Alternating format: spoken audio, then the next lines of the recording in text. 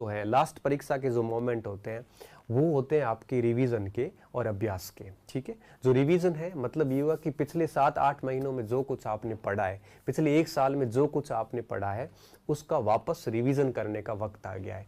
तो A to Z आपने जो कुछ पढ़ा है उसको सारे को एक बार वापस पढ़ लीजिए, ताकि एग्जाम हॉल में धुंधलापन ना आए। दरअसल क्या हो ना, मनुष्य मस्तिष्क की एक क्षमता होती है कि अगर वो 15-20 दिन तक चीजें नहीं पढ़ेगा, वापस 20-25 दिन तक अगर नहीं पढ़ेगा, तो क्या होता है, ज्ञान थोड़ा सा धुंधला हो जाता है। फिर एग्जाम हॉल में जाके हम दो विकल्प में जाके कहीं ना कहीं फंस जाते हैं। तो ऐसी स्थिति में क्या होता है कि हम अगर लेटेस्ट थोड़ा सारा पढ़ लेते हैं तो कंफ्यूजन नहीं होता है। तो सबसे बड़ी चीज ये है कि आप जो है कंफ्यूज ना हो, इसलिए अभी लास्ट 20 दिन में एक बार सिलेबस पढ़ लीजिए। इस समय आपको दो चीज़ें फेस करनी पड़ सकती जब सिलेबस पढ़ोगे। पहली समस्या ये आएगी कि आपको ये लगेगा कि मुझे कुछ भी याद नहीं है, और दूसरा आपको ये लगेगा कि मैंने कुछ पढ़ा ही नहीं है, क्योंकि व्यक्ति को अपनी कमियां बहुत लास्ट में नजर आती है। जब भी कभी हम कोई स्पोर्ट्स हो या कोई भी चीज़ हो, जब हम सबसे लास्ट में जाते हैं ना, अंतिम क्षणों में, तब हमें हमारी कमियां नजर आनी शुरू होती है। तो जब कमी नजर आती है तभी हम उसके ऊपर परफॉर्मेंस करते हैं। तो ऐसी स्थिति में अगर अभी आपको ऐसा लगता है कि भाई मुझे कुछ नहीं आ रहा, या मैं कुछ कर नहीं पा रहा हूँ, या मुझे कुछ भी याद नहीं है, तो देखो इससे डरने की आवश्यकता नहीं है स्टूडेंट। ये एक्चुअली में क्या होता है, ये ह्यूमन नेचर है, ये सभी के साथ होता है। ये आपके साथ भी होगा, मेरे साथ भी हुआ था, और सारे दोस्तों के साथ में होता है। सब जब जब भी लास्ट टाइम आता तब यही लगता है कि मुझे कुछ नहीं आता। और इससे बचने का एक ही तरीका होता है, जब भी ऐसा लगे कि मुझे कुछ भी नहीं आ रहा या मैंने कुछ भी नहीं पढ़ा, उसमें कोई भी आप प्रैक्टिस सेट लीजिए, और उसमें से अगर 10-15 सवाल आप सॉल्व कीजिए।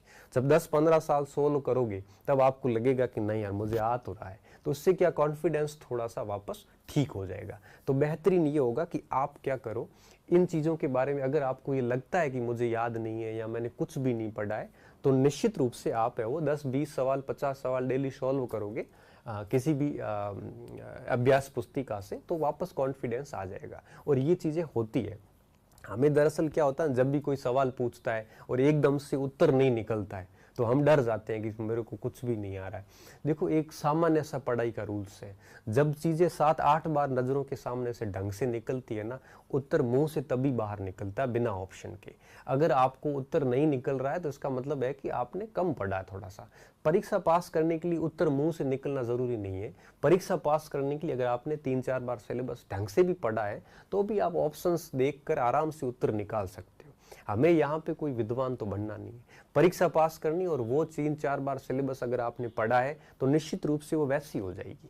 तो आपको इसमें ऐसे टेंशन लेने की जरूरत नहीं है जैसे आपको लग रहा हो कि भाई मैंने कुछ नहीं पढ़ा है या मुझे कुछ भी नहीं आ रहा है। ये बातें सब झूठी है, आपको आ रहा है लेकिन आपको पता नहीं चल पा रहा है। ये सभी के साथ में ऐसा होता है, तो डरने की बिल्कुल भी इसमें आपको जरूरत नहीं है। यहाँ पे एक तो ये कर लो।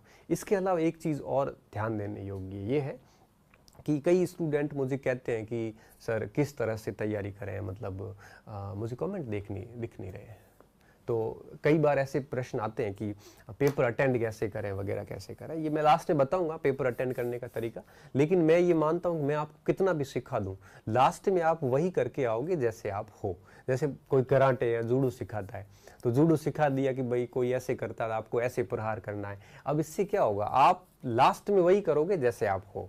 इसलिए आप अपनी खुद की शैली डेवलप कीजिए, किसी से पूछिए मत कि मुझे पेपर कैसे करना है। मेरा ये मानना है कि अगर आप अभ्यास करोगे तो आपकी खुद की एक शैली निखर कर सामने आएगी, वो बेस्ट होगी। मैं आपको बताऊं ऐसे पेपर करो या कोई और बताएगा ऐसे पेपर करो, इससे कुछ नहीं होगा। हम कितना भी बता देंगे ना, कोई उससे आपके अंदर इंप्रूवमेंट नहीं आएगा। परीक्षा हॉल में आप ऐसा ही व्यवहार करोगे जैसे आप मौलिक रूप से हो। इससे बेहतर ये होता है कि आप किसी से ये मत पूछो कि मुझे कैसे करना है क्या करना है। आप खुद अभ्यास करोगे तो आपकी अलग से यूनिक शैली निकलेगी बाहर, और उसमें आप फिट बैठोगे।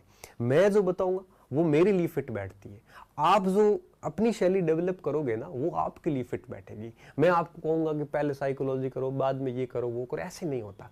मैं कहूँ कि आप पेपर है वो कई राउंड में करो, कुछ भी नहीं होता। परीक्षा हॉल में कुछ भी चीजें याद नहीं आती है। परीक्षा हॉल के अंदर जो है ये ऐसी चीजें दिमाग में नहीं आती कि मैं पहला राउंड करूं या दूसरा राउंड करूं तीसरा राउंड करूं, कुछ भी नहीं होता है।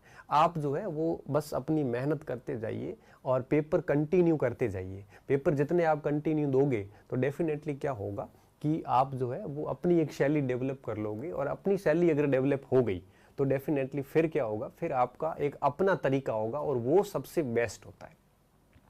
वो सबसे बेस्ट होता है। ना मेरा तरीका काम आएगा, ना किसी और मेरे साथी विद्वान साथी का काम आएगा, आपका वही तरीका काम आएगा जो आपको अपना डेवलप करोगे। इसलिए मैं हमेशा कहता हूँ कि आत्मद्वीपो भव, जैसा कि महात्मा बुद्ध कहते थे, आपकी खुद की शैली डेवलप कीजिए। आपकी खुद की जो शैली होगी ना, अब जैसे एक गाड़ी चलाने जैसा, मैं अगर यूट्यूब पे जाके सीखता हूँ कि हाउ टू ड्राइव, अब कार सीखने के लिए मुझे कार में बैठना पड़ेगा। कोई भी चीज सीखनी है तो मुझे वो खुद को करनी पड़ेगी, तब वो मेरी शैली बाहर आएगी। अब YouTube वीडियोस देख के ऐसे पेपर सॉल्व करना नहीं सीख सकते, ठीक है। मेरी बातें थोड़ी कड़वी लगेगी आपको, लेकिन निश्चित रूप से आप इन चीजों को इनकार नहीं कर सकते। अब 1000 चीजें लोगों से सीख लेना, लेकिन एग्जाम हॉल में जाके आप वही करने वाले हो जो आपने अभ्यास के दौरान सीखा था। इसलिए कहता हूँ आप अपनी खुद की जो शैली है वो डेवलप कीजिए। एक चीज ये, इसके अलावा अब लास्ट टाइम बचा है, इस समय कोशिश ये करो आप कि जो आप टेस्ट पेपर वगैरह दे रहे हो, तो मैं तो ये मानता हूँ कि लास्ट 15 दिन तक आपको टेस्ट सीरीज वगैरह के पेपर देने ही नहीं चाहिए। क्योंकि मैं भी यही करता था, लास्ट जैसे 15-20 दिन आते थे, 20-25 दिन बचते थे, तो मैं जनरली क्या करता था, एक ऐसी लिस्ट बनाता था।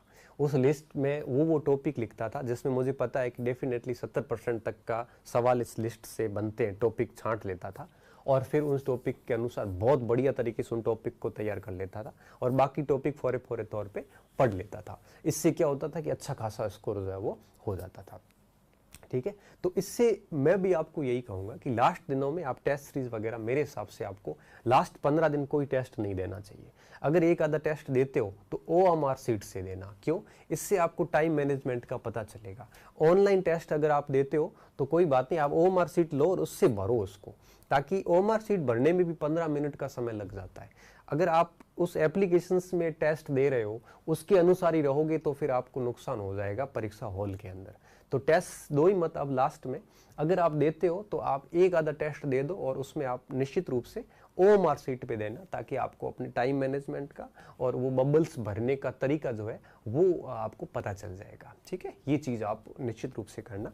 तो टेस्ट सीरीज नहीं दोगे तो ही बढ़िया है, क्योंकि टेस्ट सीरीज के लेवल ठीक होते नहीं, और उसके बाद आपको नंबर कम आएंगे तो आप टेंशन में और चले जाओगे। इससे अच्छा टेस्ट सीरीज देने की जरूरत नहीं है। और टेस्ट सीरीज के अंदर जो दिमाग चलता है वो और परीक्षा हॉल के दिमाग में विद्यार्थी और रात दिन का फर्क आता है। क्योंकि टेस्ट सीरीज में हम कभी भी सीरियस नहीं होते, हम तो बस उत्तर निकालना है, कैसे भी निकल जाए। सामने प्रश्न आया बस वो ग्रीन करना है, उसको समझ में नहीं आया ना तो मास दिमाग नहीं लड़ाएंगे, बस उसको करके फिनिश करो। परीक्षा हॉल में हार्मोन अलग तरीके से दौड़ते हैं, वहाँ पे तो हम हमारी पूरी जान लगाते हैं, और वहाँ पे दिमाग अलग तरीके से काम करता है। इसलिए टेस्ट सीरीज के नंबर और परीक्षा के नंबर में कोई लेना देना नहीं है। टेस्ट सीरीज में 50, 60, 100 नंबर भी आ रहे हैं ना, तो कोई गारंटी नहीं है कि मतलब आपको वहाँ पे 130 नहीं आएंगे, आ सकते हैं। यहाँ पे 130 आ रहे हैं टेस्ट सीरीज में, इसकी कोई गारंटी नहीं है कि वहाँ पे 105 भी आए। तो कहने का मतलब ये होता है कि ये चीज़ें जो है ना, टेस्ट सीरीज वगैरह, ये केवल अभ्यास के हिसाब से रखिए। इनके नंबर को आप दिल पे मत लीजिए, इनके नंबर को चलने दीजिए जितने भी आ रहे हैं। हम लोग भी टेस्ट सीरीज वगैरह कभी कहीं देते थे तो कभी भी उसके ढंग के नंबर हमारे तो नहीं आए, और परीक्षा में हम कभी भी फेल भी नहीं हुए। तो जो लास्ट दिन बचे हैं इसमें आप अभ्यास कीजिए, कोई भी टेस्ट पेपर लेके आ जाओ और उसके अंदर अभ्यास करो, ये सबसे बेस्ट ऑप्शन होता है। प्लस ये होगा कि जैसे कोई टेस्ट सीरीज में गलती है, ठीक है, तो टेस्ट सीरीज की गलती आप खुद ही निकाल दो। और टेस्ट सीरीज का मतलब ये नहीं कि वो सवाल आपकी परीक्षा में आएगा। टेस्ट सीरीज हम इसलिए सॉल्व करते हैं ताकि हमारा कॉन्फिडेंस बना रहे कि हाँ मुझे उत्तर तो आ रहे हैं। साथ साथ में क्या होगा कि साथ साथ में आप टेस्ट सीरीज से अगर अटेंड करते हो तो आपको ऑप्शन पकड़ने का तरीका पता चल जाता है, ठीक है। तो मेरा ये मानना है कि परीक्षा जब आ जाती है तो लास्ट 15 दिन हमें किसी भी प्रकार की टेस्ट सीरीज टेस्ट नहीं देना चाहिए। फिर भी अगर कोई एक आधा देते हो तो एक आधा ही देना, और फिर वो OMR सीट पे देना, ठीक है। OMR सीट पे देके और उससे दोगे तो फिर आपका टाइम मैनेजमेंट जो है वो बराबर रहेगा।